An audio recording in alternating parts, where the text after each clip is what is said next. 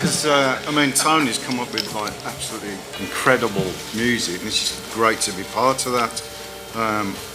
It really is back to the old Sabbath style and sound, and we tried to do that before and it just didn't seem to work. It wasn't up to our standards.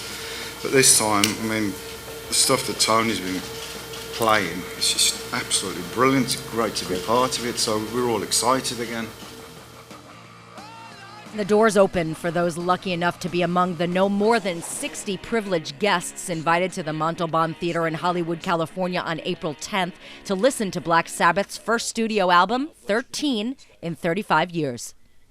Just before the listening session, Artisan News was greeted to not only an open bar, but also an introduction by none other than Jack Osbourne, who also debuted a 10-minute making-of documentary in which Ozzy called the new effort the most important album of my career.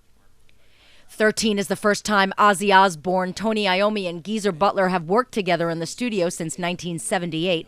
And with mastermind Rick Rubin producing, the album is full of old-school metal riffs that in spots certainly can stand up to anything Black Sabbath has done in the past.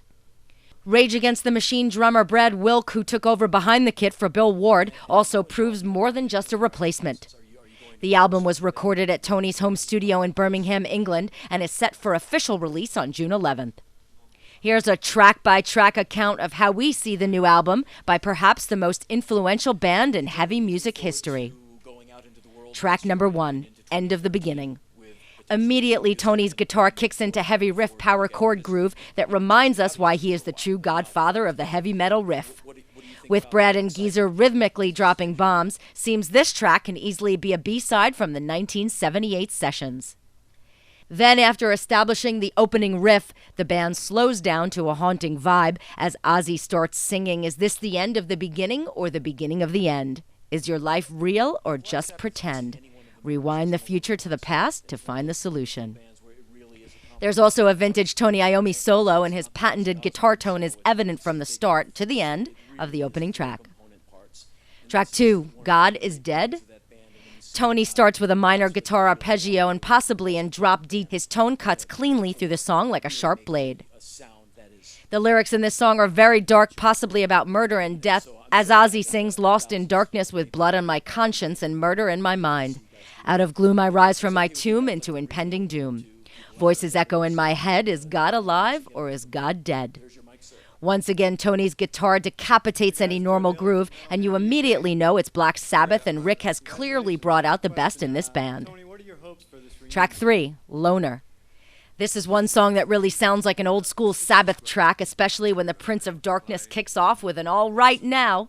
Yet another classic solo from Iommi that kicks right back into a powerful groove that can stand up to anything the band has recorded in the past. Track 4, Zeitgeist. Acoustic Sabbath is dreamy on a track that plays off of Ozzy's vocals, which have an echoey chorus effect that plays on the motif of a spaceship which is lost in space. Lost in time, wonder if my ship will be found, falling through the universe endlessly through space. With the acoustic vibe, Geezer Butler and Tony Iommi lay down a groove that has a melody reminiscent of something off of Pink Floyd's Wish You Were Here album.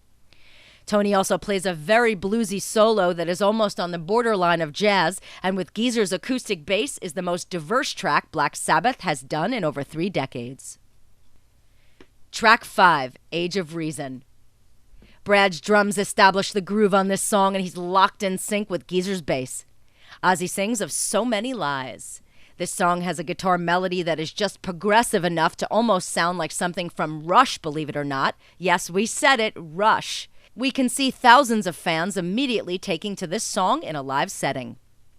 It features Tony's longest solo on the album yet and proves his chops are as good as ever. Track 6, Live Forever. Ozzy sings of death in this song. Just before you die, they say your life flashes by. I don't want to live together, but I don't want to die. This is another song that sounds like old school Sabbath and sets a heavy march throughout and stops on a dime.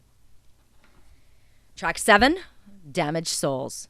Starts with a backwards recording and is one of the most intense songs on the new album, where Tony and Geezer once again level the entire groove to its simplest form. Tony Iommi's Gibson SG guitar tone is incredible and a little different, with an overdubbed dual guitar harmony, perhaps reminiscent of something from the Allman Brothers.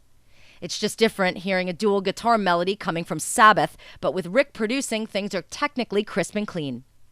Ozzy sings, "Dying is easy, it's living that's hard." Track 8, Dear Father.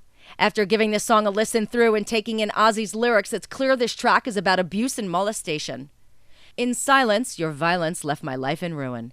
Dear Father, you are forsaken, you knew what you were doing, you took my life. With a ton of guitar feedback kicking off the track, this song closes down the album with an exclamation point, and with the outro full of rain, lightning, and church bells, the album ends on a haunting vibe that reminds us Sabbath can still call on the evil spirits of black magic when they need to. This album is by far and not above a rock album. 13 is a heavy metal album from start to finish and demonstrates where Black Sabbath is as a band and where they will be going in the future. Most of these songs would easily fit into a live set list chock full of the band's classic songs like War Pigs, N.I.B., Sweetleaf, Snowblind, and all the rest that makes Black Sabbath the godfathers of the heavy metal genre. While fans will lament that original member Bill Ward is not participating on the album, Brad Wilkes certainly more than held his own, and after hearing the album, fans will look forward to seeing him play live. But in the end, it's the sound that the original 3 members of Black Sabbath get when Ozzy, Tony, and Geezer play together, and fans throughout the world can only bask in the glory of what will soon be the band's first album together in 35 years.